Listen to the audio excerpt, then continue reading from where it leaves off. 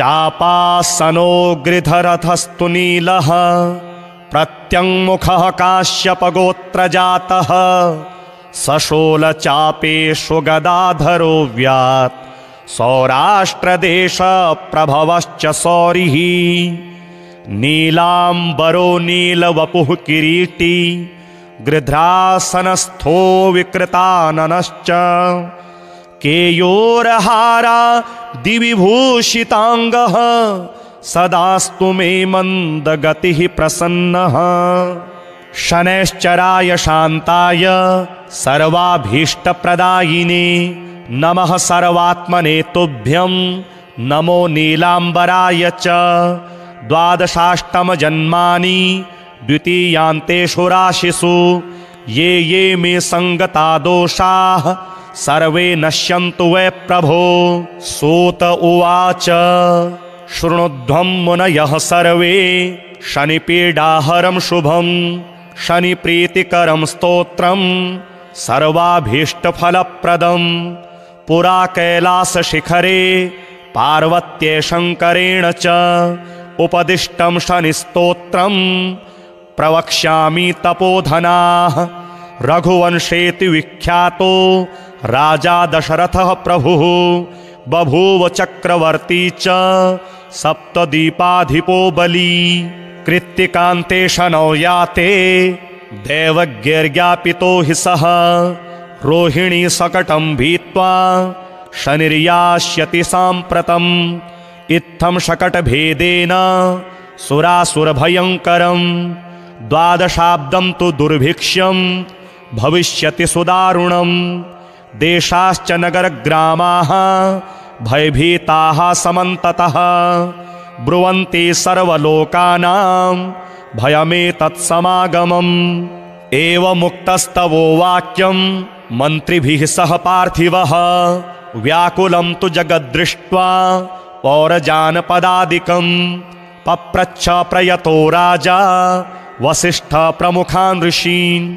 समाधानं किमस्यास्ति ब्रूत मे मुनिसत्तमाः प्रजानां परिरक्षायै सर्वज्ञाः सर्वदर्शिनः तच्छ्रुत्वा मुनयः सर्वे प्रोचुरस्य बलं महत् शनैश्चरेण शकटे तस्मिन् भिन्ने कुतः प्रजाः अयं योगो ह्यसाध्यं तु शक्रब्रह्मादिभिस्तथा स तु सञ्चित्य मनसा सहसा पुरुषर्षभः समादाय धनुर्दिव्यं दिव्यायुधसमन्वितं रथमारुह्य वेगेन गतो नक्षत्रमण्डलं सपादयोजनं लक्ष्यं सूर्यस्योपरि संस्थितं रोहिणीं पृष्ठतः स्थाप्य राजा दशरथस्तदा रथे तु काञ्चने दिव्ये सर्वरत्नविभूषिते हंसवर्णहयैर्युक्ते महाकेतुसमुच्छिते दीप्यमानो महारक्ता किरीटकटकादिभिः बभ्राजस तदाकाशे द्वितीय इव भास्करः अकारणपूर्णचापेन संहारास्त्रं न्ययोजयत् संहारास्त्रं सनिर्दृष्ट्वा सुरासुरभयङ्करं कृत्तिकान्ते तदा स्थित्वा प्रविशन् किल रोहिणीं दृष्ट्वा दशरथं चाग्रे तस्थौ सौभ्रुकुटीमुखः हसित्वा तद्भयात् सौरी हृदं वचनमब्रवीत् पौरुषं तव राजेन्द्र सुरासुरभयङ्करं देवासुरमनुष्याश्च सिद्धविद्याधरोरगाः वरं ब्रूहि प्रदास्यामि मनसा यदभीप्सितं।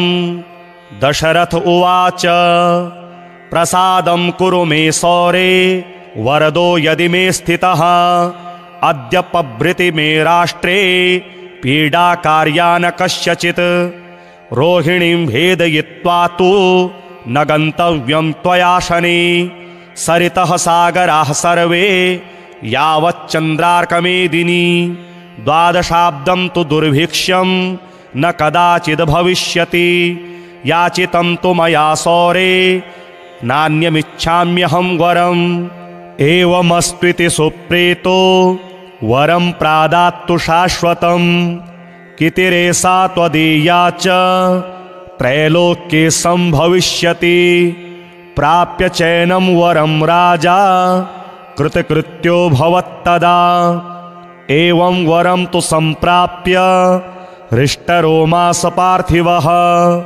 रथोपस्थे धनुस्थाप्य भूत्वा चैव कृताञ्जलिः ध्यात्वा सरस्वतीं देवीं गणनाथं विनायकं राजा दशरथः स्तोत्रं सौरेरिदमथाकरोत् दशरथ उवाच नमः कृष्णाय नीलाय शिखिकण्ठनिभाय च नमो नीलमुखाब्जाय नीलोत्पलनिभाय च नमो निर्मांसदेहाय दीर्घश्मश्रुजटाय च नमो विशालनेत्राय शुष्कोदरभयानक नमः पुरुषनेत्राय स्थूलरोणे नमो नमः नमो नित्यं शुद्धार्ताय अतृप्ताय नमो नमः नमो दीर्घाय शुष्काय कालनष्ट्राय ते नमः नमस्ते घोररूपाय दुर्निरीक्षाय ते नमः नमो घोराय रौद्राय भीषणाय करालिने नमस्ते सर्वभक्षाय वलीमुख नमोस्तु ते सूर्यपुत्र नमस्तेस्तु भास्करो भयदायिने अधोदृष्टे नमस्तेस्तु संवर्तक नमो नमः नमो मंदगते तुभ्यं निस्त्रिंशाय नमो नमः नमो दुस्सहदेहाय नित्ययोगरताय च ज्ञानदृष्टे नमस्तेस्तु कश्यपात्मजसूनवे तुष्टो ददासि त्वं राज्यं क्रुद्धो हरसि तत्क्षणात् देवासुरमनुष्याश्च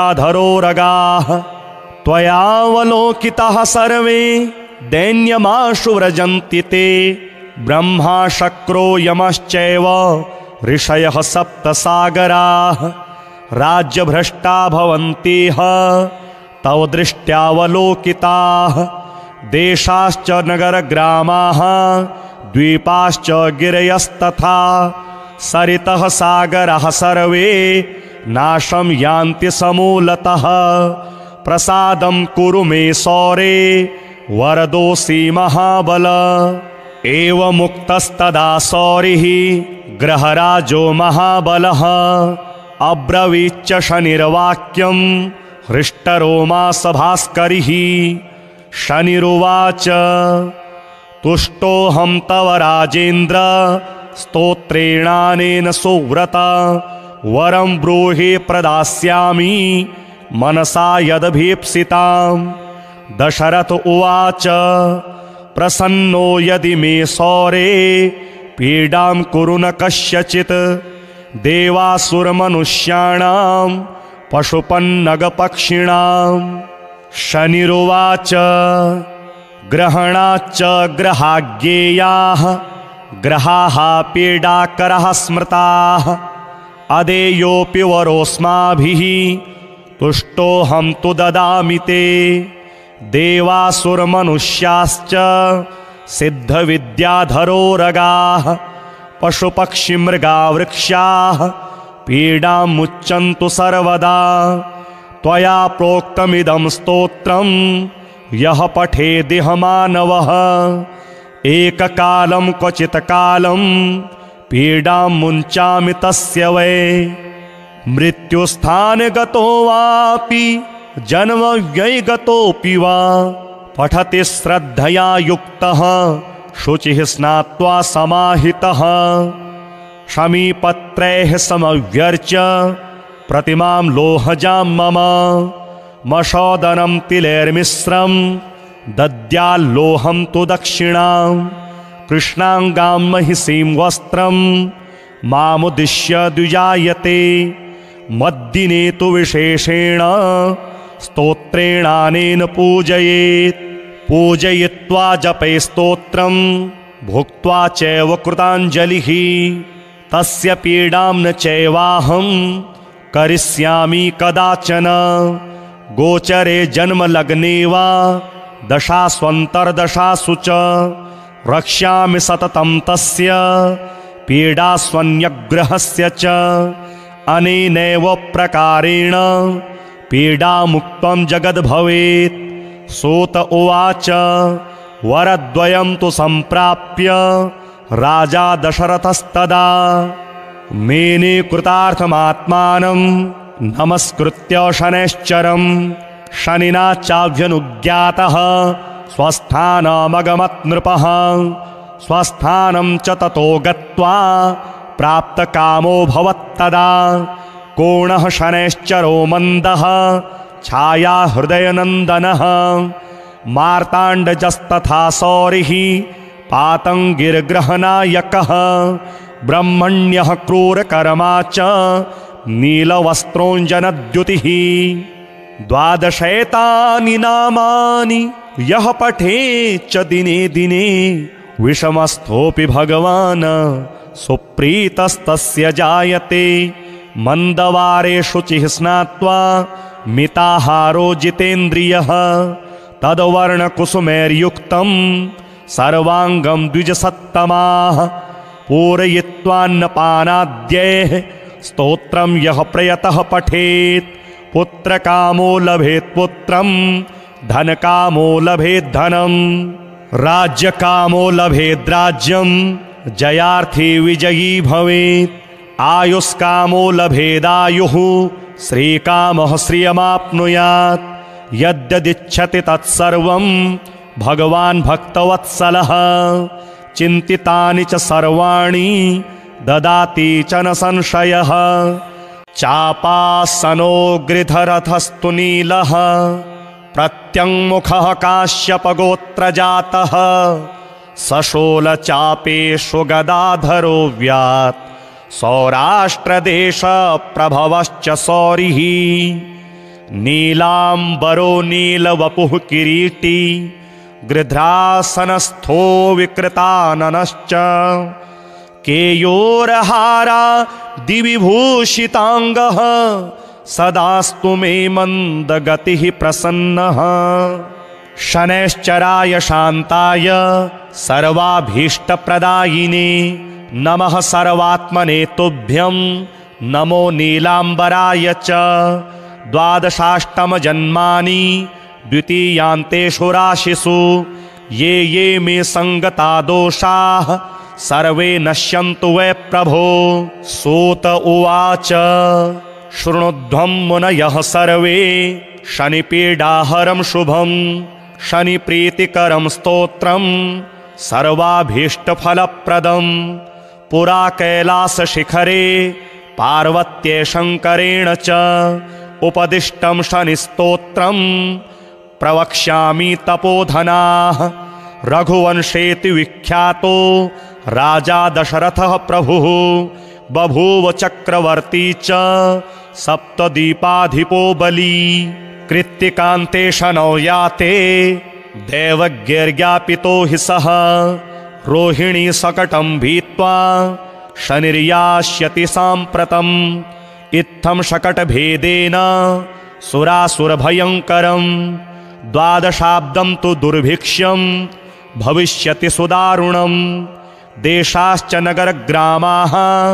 भयभीताः समन्ततः ब्रुवन्ति सर्वलोकानां भयमेतत्समागमम् एवमुक्तस्तवो वाक्यं मन्त्रिभिः सह पार्थिवः व्याकुलं तु जगद्दृष्ट्वा पौरजानपदादिकं पप्रच्छ प्रयतो राजा वसिष्ठ प्रमुखान् ऋषीन् समाधानं किमस्यास्ति ब्रूत मे मुनिसत्तमाः प्रजानां परिरक्षायै सर्वज्ञाः सर्वदर्शिनः तच्छ्रुत्वा मुनयः सर्वे प्रोचुरस्य बलं महत् शनैश्चरेण शकटे तस्मिन् भिन्ने कुतः प्रजाः अयं योगो ह्यसाध्यं तु शक्रब्रह्मादिभिस्तथा स तु संचित्य मनसा सहसा पुरुषर्षभः समादाय धनुर्दिव्यं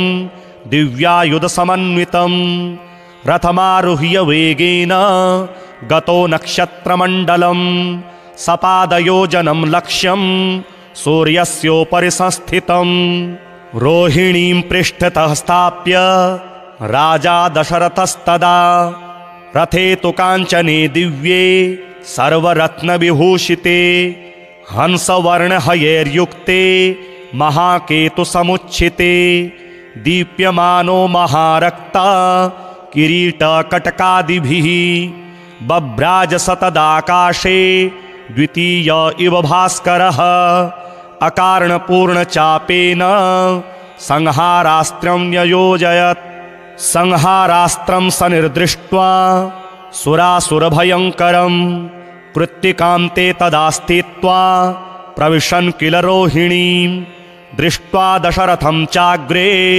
तस्थौ सभ्रुकुटीमुखः हसित्वा तद्भयात् सौरी हृदं वचनमब्रवीत् पौरुषं तव राजेन्द्र सुरासुरभयङ्करं देवासुरमनुष्याश्च सिद्धविद्याधरोरगाः वरं ब्रूहि प्रदास्यामि मनसा यदभीप्सितं दशरथ उवाच प्रसादं कुरु मे सौरे वरदो यदि मे स्थितः अद्य पभृति मे राष्ट्रे पीडाकार्या न कस्यचित् रोहिणीं भेदयित्वा तु न गन्तव्यं त्वया शने सरितः सागराः सर्वे यावच्चन्द्रार्कमेदिनी द्वादशाब्दं तु दुर्भिक्षं न कदाचिद् भविष्यति याचितं तु मया सौरे नान्यमिच्छाम्यहं वरम्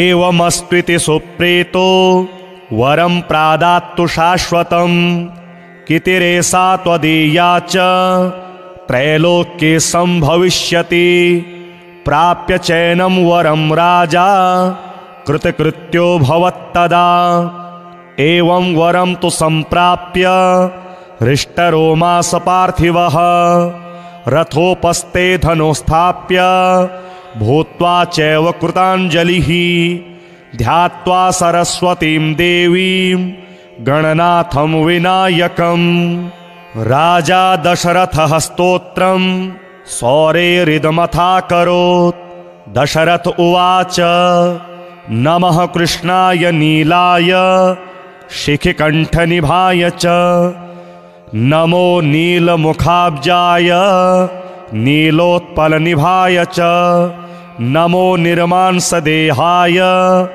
दीर्घश्मश्रुजटाय च नमो विशालनेत्राय शुष्कोदरभयानक नमः पुरुषनेत्राय स्थूलरोणे नमो नमः नमो नित्यं शुद्धार्ताय अतृप्ताय नमो नमः नमो दीर्घाय शुष्काय कालनष्ट्राय ते नमः नमस्ते घोररूपाय दुर्निरीक्षाय ते नमः नमो घोराय रौद्राय भीषणाय करालिने नमस्ते सर्वभक्षाय वलीमुख नमोऽस्तु ते सूर्यपुत्र नमस्तेस्तु भास्करो भयदायिने अधोदृष्टे नमस्तेस्तु संवर्तक नमो नमः नमो मंदगते तुभ्यं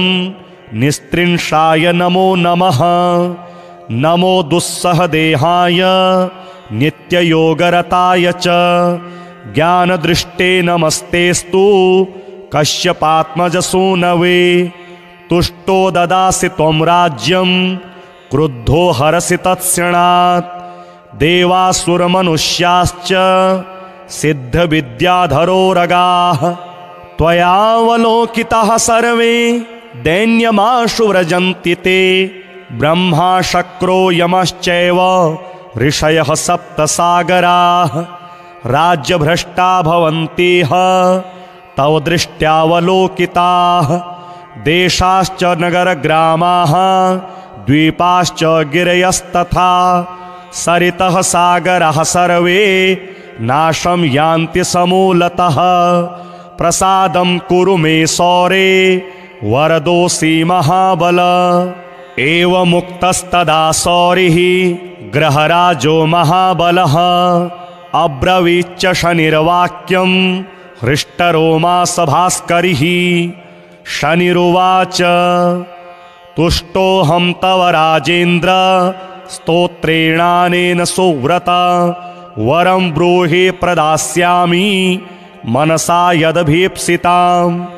दशरथ उवाच प्रसन्नो यदि मे सौरे पीडां कुरु न कस्यचित्।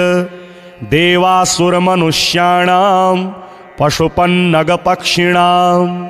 शनिरुवाच ग्रहणाच्च ग्रहाज्ञेयाः ग्रहाः पीडाकरः स्मृताः। अदेयोऽपि वरोऽस्माभिः तुष्टोऽहं तु ददामि ते। देवासुरमनुष्याश्च सिद्धविद्याधरोरगाः पशुपक्षिमृगा वृक्षाः पीडां मुच्यन्तु सर्वदा। त्वया प्रोक्तमिदं स्तोत्रं यः पठेदिह मानवः एककालं क्वचित् कालं पीडां मुञ्चामि तस्य वै। मृत्युस्थानगतो वापि जन्मव्ययगतोऽपि वा पठति श्रद्धया युक्तः शुचिः स्नात्वा समाहितः। शमीपत्रैः समव्यर्च्य प्रतिमां लोहजां मम मशोदनं तिलैर्मिश्रं दद्याल्लोहं तु दक्षिणां। कृष्णाङ्गां महिषीं वस्त्रं मामुद्दिश्य द्विजायते। मद्दिने तु विशेषेण स्तोत्रेणानेन पूजयेत्। पूजयित्वा जपे स्तोत्रं भुक्त्वा चैव कृताञ्जलिः। तस्य पीडां न चैवाहं करिष्यामि कदाचन। गोचरे जन्मलग्ने वा दशास्वन्तर्दशासु च रक्ष्यामि सततं तस्य पीडास्वन्यग्रहस्य च। अनेनैव प्रकारेण पीडामुक्तं जगद्भवेत्। सूत उवाच वरद्वयं तु सम्प्राप्य राजा दशरथस्तदा मेने कृतार्थमात्मानं नमस्कृत्य शनैश्चरं। शनिना चाभ्यनुज्ञातः स्वस्थानमगमत् नृपः। स्वस्थानं च ततो गत्वा प्राप्तकामो भवत्तदा। कोणः शनैश्चरो मन्दः छाया हृदयनन्दनः। मार्ताण्डजस्तथा सौरिः पातङ्गिर्ग्रहनायकः। ब्रह्मण्यः क्रूरकर्मा च नीलवस्त्रोञ्जनद्युतिः। द्वादशैतानि नामानि यः पठेच्च दिने दिने विषमस्थोऽपि भगवान् सुप्रीतस्तस्य जायते। मन्दवारे शुचिः स्नात्वा मिताहारो जितेन्द्रियः। तद्वर्णकुसुमैर्युक्तं सर्वाङ्गं द्विजसत्तमाः। पूरयित्वान्नपानाद्यैः स्तोत्रं यः प्रयतः पठेत्। पुत्रकामो लभेत् पुत्रं धनकामो लभेत् धनं। राज्यकामो लभेत् राज्यं जयार्थी विजयी भवेत्। आयुष्कामो लभेदायुः श्रीकामः श्रियमाप्नुयात्। यद्यदिच्छति तत्सर्वं भगवान् भक्तवत्सलः। चिन्तितानि च सर्वाणि ददाति च न संशयः। चापासनो गृधरथस्तु नीलः प्रत्यङ्मुखः काश्यपगोत्रजातः। सशोलचापेषु गदाधरो व्यात् सौराष्ट्रदेशप्रभवश्च सौरिः। नीलाम्बरो नीलवपुः किरीटी गृध्रासनस्थो विकृताननश्च। केयोरहारा दिविभूषिताङ्गः सदास्तु मे मन्दगतिः प्रसन्नः। शनैश्चराय शान्ताय सर्वाभीष्टप्रदायिने नमः सर्वात्मने तुभ्यं नमो नीलांबराय च। द्वादशाष्टम जन्मानि द्वितीयान्तेषु राशिषु ये ये मे संगता दोषाः सर्वे नश्यन्तु वै प्रभो। सूत उवाच शृणुध्वं मुनयः सर्वे शनिपीडाहरं शुभं शनिप्रीतिकरं स्तोत्रं सर्वाभीष्टफलप्रदं। पुरा कैलासशिखरे पार्वत्ये शङ्करेण च उपदिष्टं शनिस्तोत्रं प्रवक्ष्यामि तपोधनाः। रघुवंशेति विख्यातो राजा दशरथः प्रभुः बभूव चक्रवर्ती च सप्तदीपाधिपो बली। कृत्तिकान्ते शनौ याते दैवज्ञैर्ज्ञापितो हि सः रोहिणी सकटं भीत्वा शनिर्यास्यति साम्प्रतम्।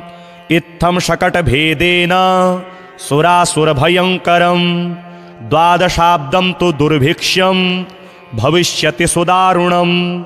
देशाश्च नगरग्रामाः भयभीताः समन्ततः ब्रुवन्ति सर्वलोकानां भयमेतत्समागमम्। एवमुक्तस्तवो वाक्यं मन्त्रिभिः सह पार्थिवः व्याकुलं तु जगद्दृष्ट्वा पौरजानपदादिकं। पप्रच्छ प्रयतो राजा वसिष्ठ प्रमुखान् ऋषीन् समाधानं किमस्यास्ति ब्रूत मे मुनिसत्तमाः। प्रजानां परिरक्षायै सर्वज्ञाः सर्वदर्शिनः तच्छ्रुत्वा मुनयः सर्वे प्रोचुरस्य बलं महत्। शनैश्चरेण शकटे तस्मिन् भिन्ने कुतः प्रजाः अयं योगो ह्यसाध्यं तु शक्रब्रह्मादिभिस्तथा। स तु सञ्चित्य मनसा सहसा पुरुषर्षभः समादाय धनुर्दिव्यं दिव्यायुधसमन्वितं रथमारुह्य वेगेन गतो नक्षत्रमण्डलं। सपादयोजनं लक्ष्यं सूर्यस्योपरि संस्थितं।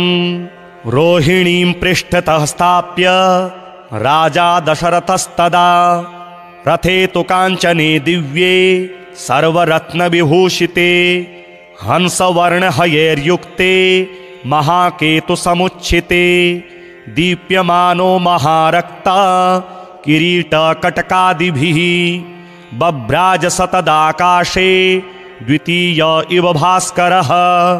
अकारणपूर्णचापेन संहारास्त्रं न्ययोजयत्। संहारास्त्रं सनिर्दृष्ट्वा सुरासुरभयङ्करं कृत्तिकान्ते तदा स्थित्वा प्रविशन् किल रोहिणीं। दृष्ट्वा दशरथं चाग्रे तस्थौ सभ्रुकुटीमुखः हसित्वा तद्भयात् सौरी हृदं वचनमब्रवीत्। पौरुषं तव राजेन्द्र सुरासुरभयङ्करं देवासुरमनुष्याश्च सिद्धविद्याधरोरगाः। वरं ब्रूहि प्रदास्यामि मनसा यदभीप्सितं। दशरथ उवाच प्रसादं कुरु मे सौरे वरदो यदि मे स्थितः। अद्य पभृति मे राष्ट्रे पीडाकार्या न कस्यचित्। रोहिणीं भेदयित्वा तु न गन्तव्यं त्वया शने। सरितः सागराः सर्वे यावच्चन्द्रार्कमेदिनी। द्वादशाब्दं तु दुर्भिक्ष्यं न कदाचिद् भविष्यति। याचितं तु मया सौरे नान्यमिच्छाम्यहं वरम्। एवमस्त्विति सुप्रीतो वरं प्रादात्तु शाश्वतं। कितिरेषा त्वदीया च त्रैलोक्ये संभविष्यति। प्राप्य चैनं वरं राजा कृतकृत्यो भवत्तदा। एवं वरं तु सम्प्राप्य हृष्टरोमास पार्थिवः रथोपस्थे धनुस्थाप्य भूत्वा चैव कृताञ्जलिः। ध्यात्वा सरस्वतीं देवीं गणनाथं विनायकं। राजा दशरथः स्तोत्रं सौरेरिदमथाकरोत्। दशरथ उवाच नमः कृष्णाय नीलाय शिखिकण्ठनिभाय च नमो नीलमुखाब्जाय नीलोत्पलनिभाय च नमो निर्मांसदेहाय दीर्घश्मश्रुजटाय च नमो विशालनेत्राय शुष्कोदरभयानक नमः पुरुषनेत्राय स्थूलरोणे नमो नमः नमो नित्यं शुद्धार्ताय अतृप्ताय नमो नमः नमो दीर्घाय शुष्काय कालनष्ट्राय ते नमः नमस्ते घोररूपाय दुर्निरीक्षाय ते नमः नमो घोराय रौद्राय भीषणाय करालिने नमस्ते सर्वभक्षाय वलीमुख नमोस्तु ते सूर्यपुत्र नमस्तेस्तु भास्करो भयदायिने अधोदृष्टे नमस्तेस्तु संवर्तक नमो नमः नमो मंदगते तुभ्यं निस्त्रिंशाय नमो नमः नमो दुस्सहदेहाय नित्ययोगरताय च ज्ञानदृष्टे नमस्तेस्तु कश्यपात्मजसूनवे तुष्टो ददासि त्वं राज्यं क्रुद्धो हरसि तत्क्षणात् देवासुरमनुष्याश्च सिद्धविद्याधरो रगाः त्वयावलोकिताः सर्वे दैन्यमाशु व्रजन्ति ते ब्रह्मा शक्रो यमश्चैव ऋषयः सप्तसागराः राज्यभ्रष्टा भवन्तिह तव दृष्ट्यावलोकिताः देशाश्च नगरग्रामाः द्वीपाश्च गिरयस्तथा सरितः सागरः सर्वे नाशं यान्ति समूलतः प्रसादं कुरु मे सौरे वरदोऽसि महाबल एवमुक्तस्तदा सौरिः ग्रहराजो महाबलः अब्रवीच्च शनिर्वाक्यं हृष्टरोमा भास्करिः शनिरुवाच तुष्टोऽहं तव राजेन्द्र स्तोत्रेणानेन सुव्रत वरं ब्रूहि प्रदास्यामि मनसा यदभीप्सितां दशरथ उवाच प्रसन्नो यदि मे सौरे पीडां कुरु न कस्यचित् देवासुरमनुष्याणां पशुपन्नगपक्षिणां शनिरुवाच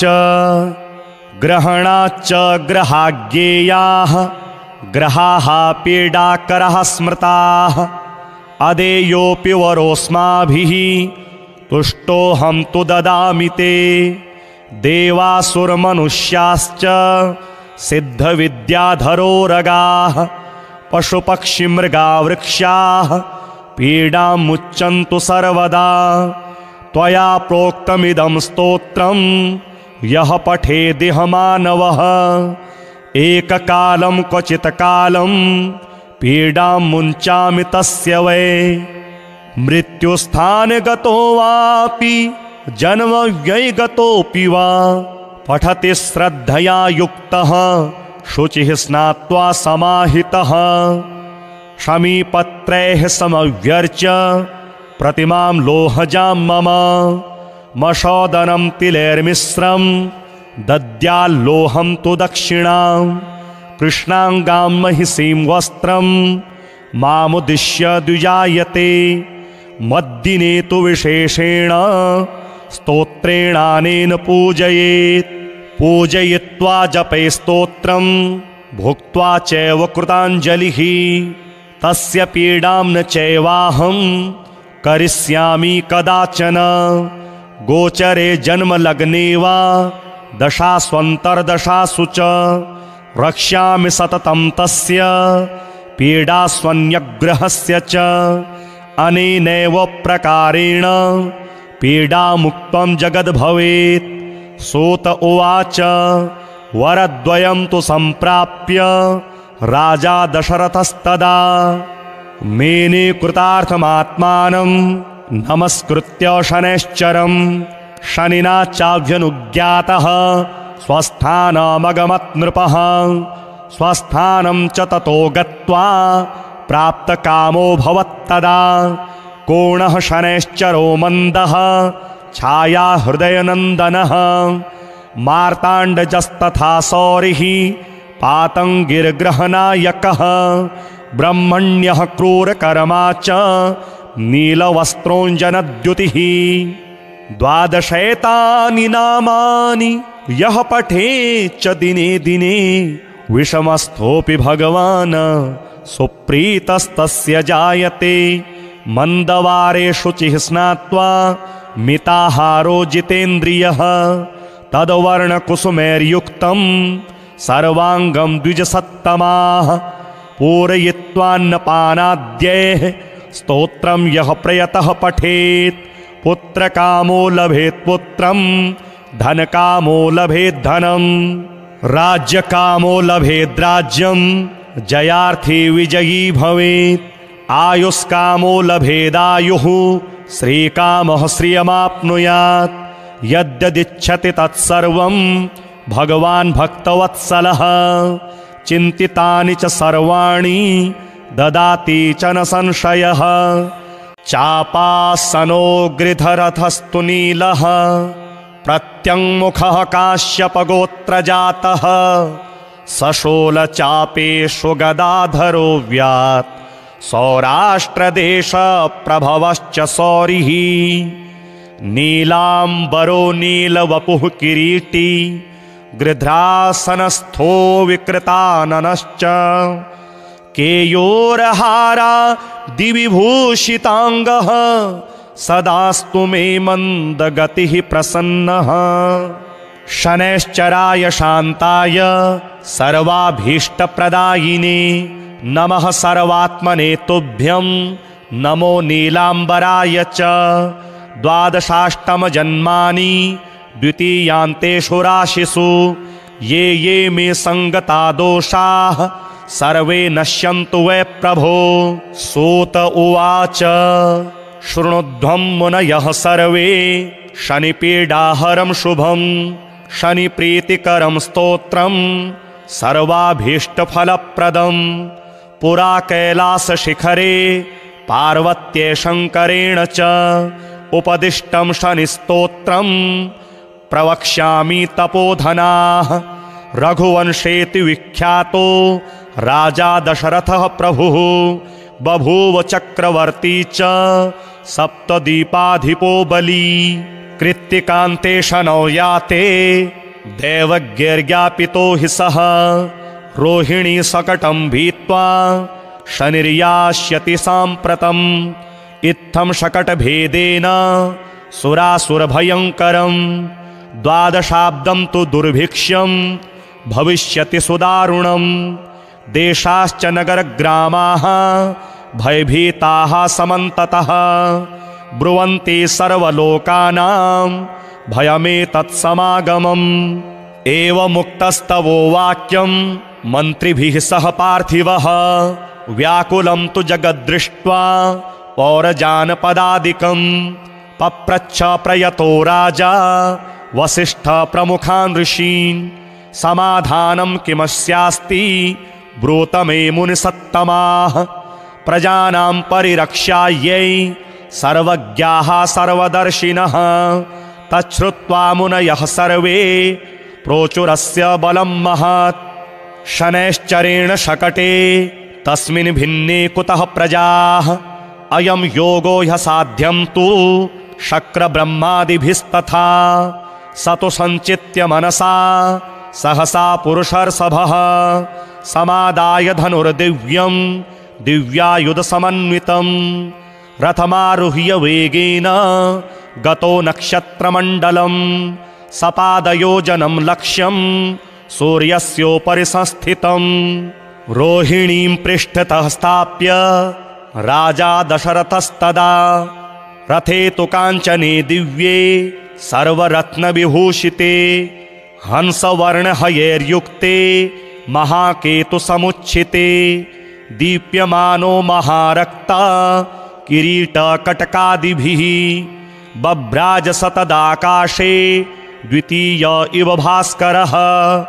अकारणपूर्णचापेन संहारास्त्रं न्ययोजयत्।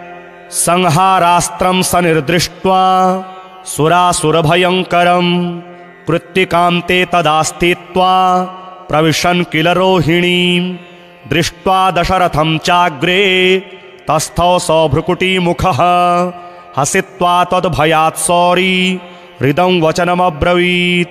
पौरुषं तव राजेन्द्र सुरासुरभयङ्करं देवासुरमनुष्याश्च सिद्धविद्याधरोरगाः। वरं ब्रूहि प्रदास्यामि मनसा यदभीप्सितं। दशरथ उवाच प्रसादं कुरु मे सौरे वरदो यदि मे स्थितः।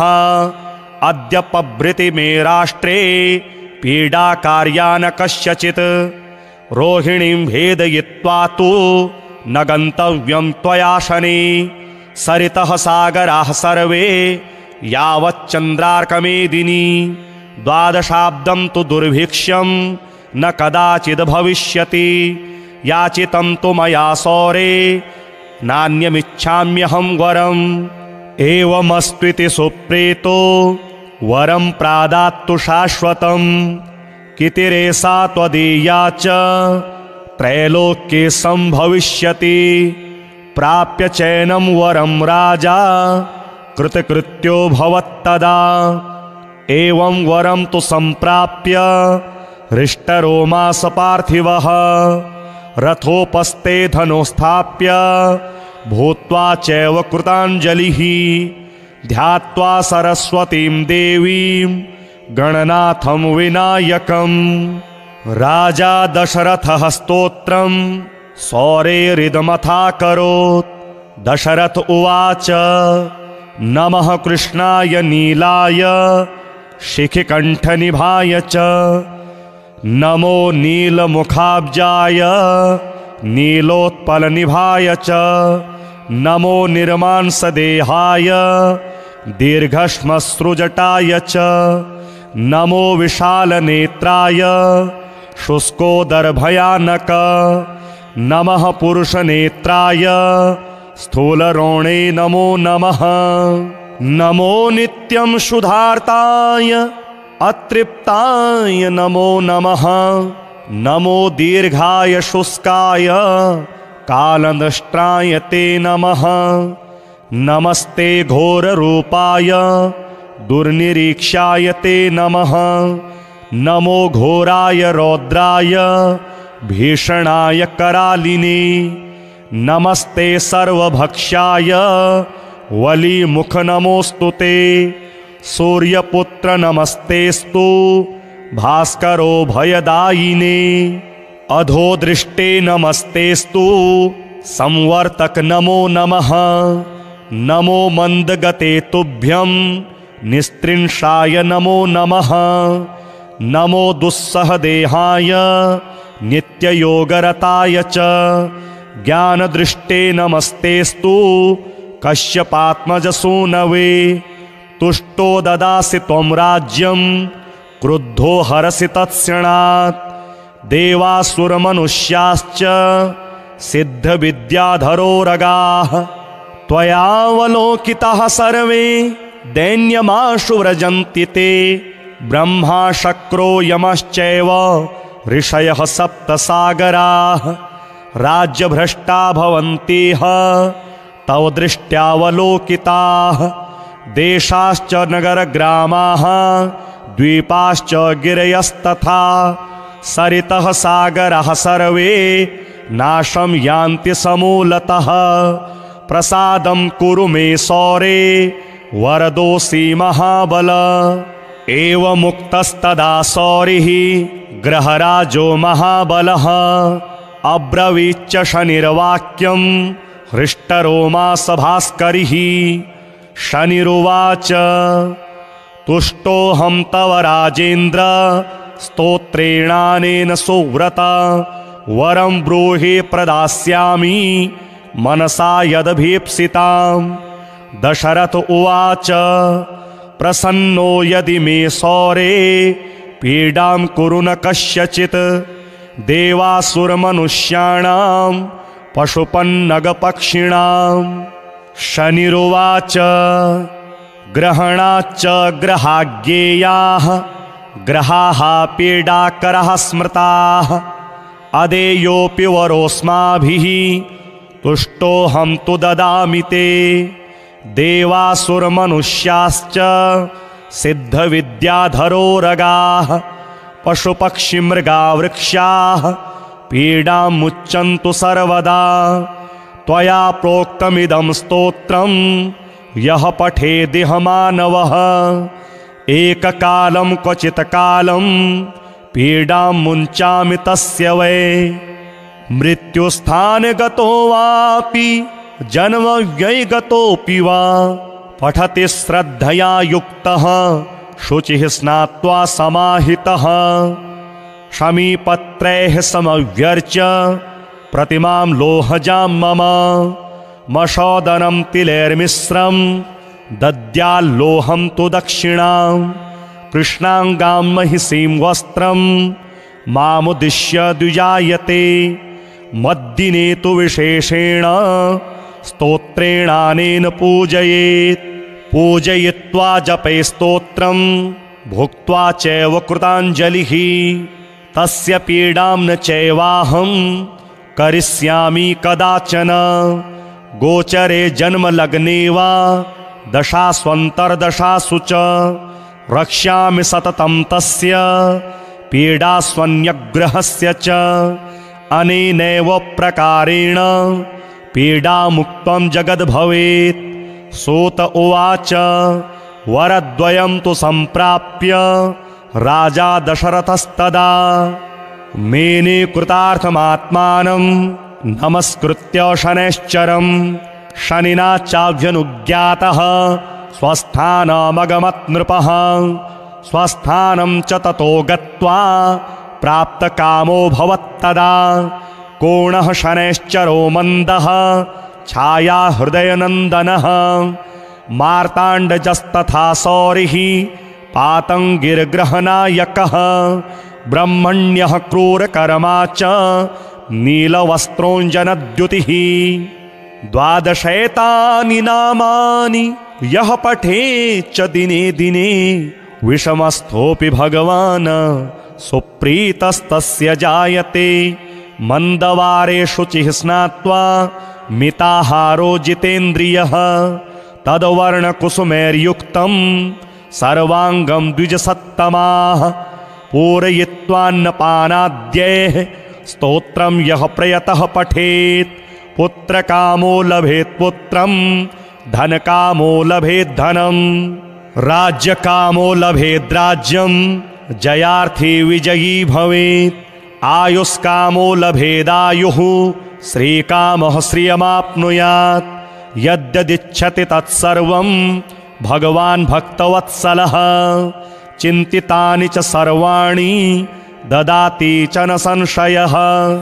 चापासनो गृधरथस्तु नीलः प्रत्यङ्मुखः काश्यपगोत्रजातः। सशोलचापेषु गदाधरो व्यात् सौराष्ट्रदेशप्रभवश्च सौरिः। नीलाम्बरो नीलवपुः किरीटी गृध्रासनस्थो विकृताननश्च। केयोरहारा दिविभूषिताङ्गः सदास्तु मे मन्दगतिः प्रसन्नः।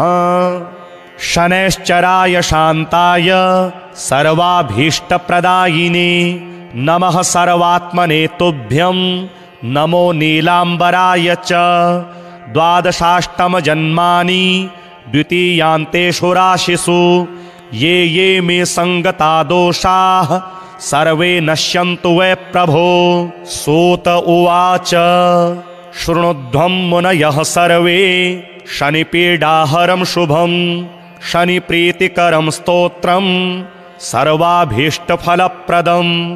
पुरा कैलासशिखरे पार्वत्ये शङ्करेण च उपदिष्टं शनिस्तोत्रं प्रवक्ष्यामि तपोधनाः।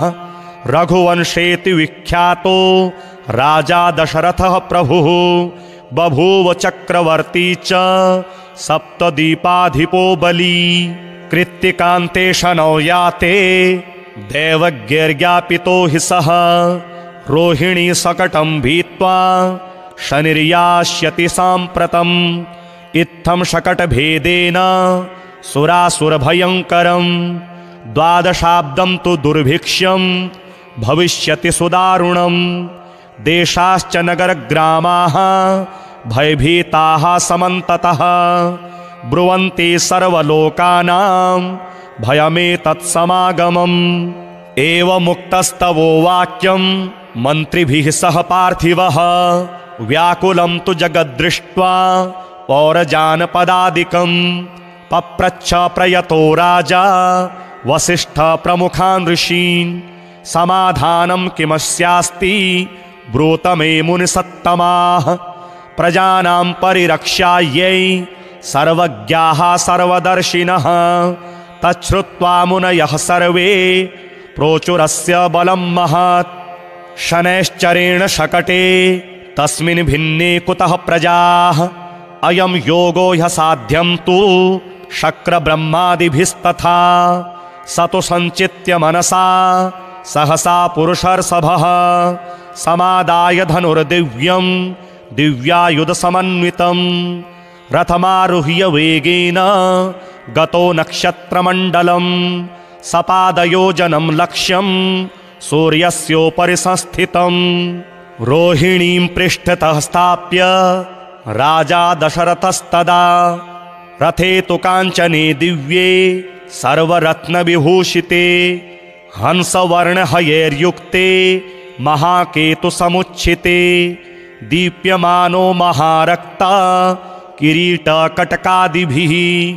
बभ्राजस तदाकाशे द्वितीय इव भास्करः।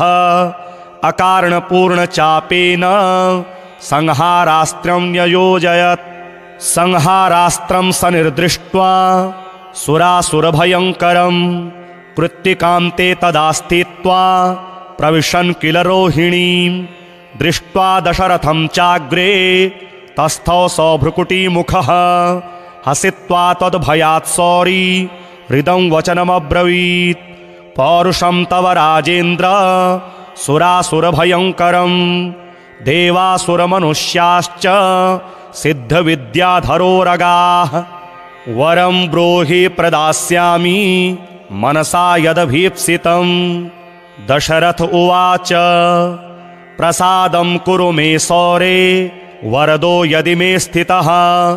अद्य पभृति मे राष्ट्रे पीडाकार्या न कस्यचित्। रोहिणीं भेदयित्वा तु न गन्तव्यं त्वया शने। सरितः सागराः सर्वे यावच्चन्द्रार्कमेदिनी। द्वादशाब्दं तु दुर्भिक्ष्यं न कदाचिद् भविष्यति। याचितं तु मया सौरे नान्यमिच्छाम्यहं वरम्। एवमस्त्विति सुप्रीतो वरं प्रादात्तु शाश्वतम्। कितिरेषा त्वदीया च त्रैलोक्ये संभविष्यति। प्राप्य चैनं वरं राजा कृतकृत्यो भवत्तदा। एवं वरं तु संप्राप्य हृष्टरोमास पार्थिवः। रथोपस्थे धनुस्थाप्य भूत्वा चैव कृताञ्जलिः। ध्यात्वा सरस्वतीं देवीं गणनाथं विनायकम्। राजा दशरथः स्तोत्रं सौरेरिदमथाकरोत्। दशरथ उवाच नमः कृष्णाय नीलाय शिखिकण्ठनिभाय च। नमो नीलमुखाब्जाय नीलोत्पलनिभाय च। नमो निर्मांसदेहाय दीर्घश्मश्रुजटाय च। नमो विशालनेत्राय शुष्कोदरभयानक। नमः पुरुषनेत्राय स्थूलरोणे नमो नमः। नमो नित्यं शुद्धार्ताय अतृप्ताय नमो नमः। नमो दीर्घाय शुष्काय कालदष्ट्राय ते नमः।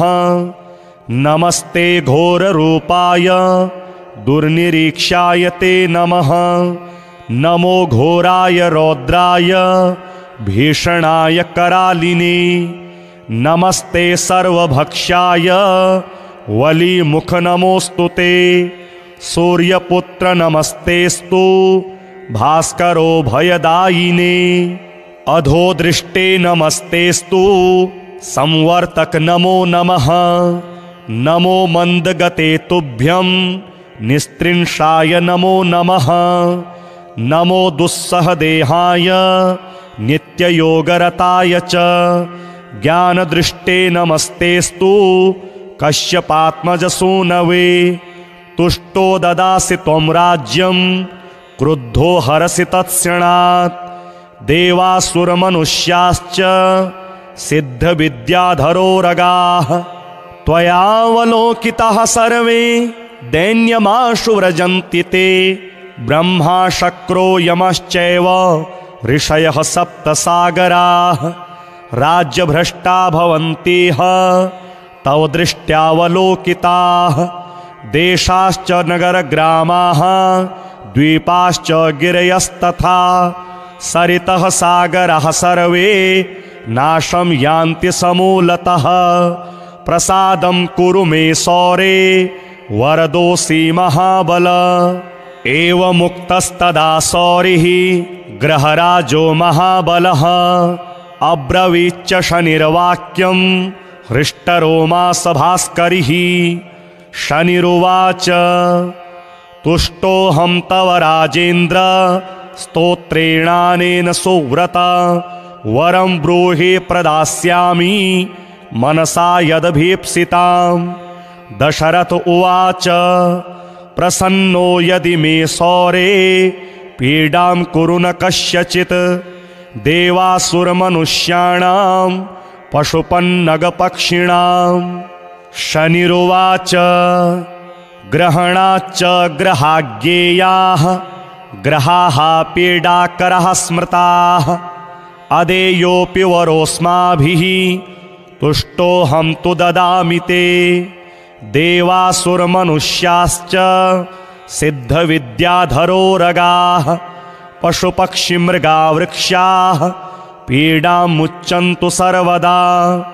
त्वया प्रोक्तमिदं स्तोत्रं यः पठेदिह मानवः। एककालं क्वचित्कालं पीडां मुञ्चामि तस्य वै। मृत्युस्थाने गतो वापि जन्मव्ययगतोऽपि वा पठति श्रद्धया युक्तः शुचिः स्नात्वा समाहितः। शमीपत्रैः समव्यर्च्य प्रतिमां लोहजां मम। मशोदनं तिलैर्मिश्रं दद्याल्लोहं तु दक्षिणां। कृष्णाङ्गां महिषीं वस्त्रं मामुद्दिश्य द्विजायते। मद्दिने तु विशेषेण स्तोत्रेणानेन पूजयेत्। पूजयित्वा जपे स्तोत्रं भुक्त्वा चैव कृताञ्जलिः। तस्य पीडां न चैवाहं करिष्यामि कदाचन। गोचरे जन्मलग्ने वा दशास्वन्तर्दशासु च रक्ष्यामि सततं तस्य पीडास्वन्यग्रहस्य च। अनेनैव प्रकारेण पीडामुक्तं जगद्भवेत्। सूत उवाच वरद्वयं तु सम्प्राप्य राजा दशरथस्तदा मेने कृतार्थमात्मानं नमस्कृत्य शनैश्चरं। शनिना चाभ्यनुज्ञातः स्वस्थानमगमत् नृपः।